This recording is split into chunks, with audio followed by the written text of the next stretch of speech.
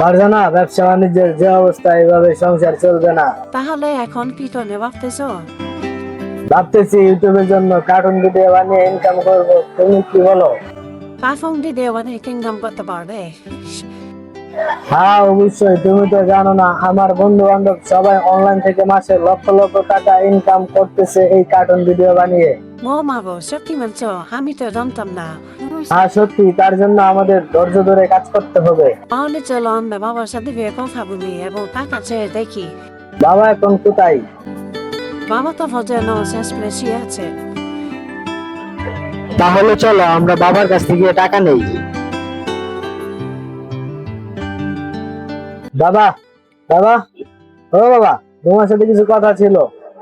ভিতরে আসো, কি বলবে বলো।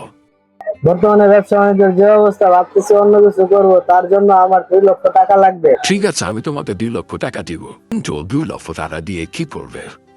কার্টুন ভিডিও বানাবো, তার জন্য ভালো একটা কম্পিউটার এবং আরো কিছু যন্ত্রপাতি লাগবে। তবে ভিডিও গুলো কিন্তু শিক্ষণীয় হতে হবে।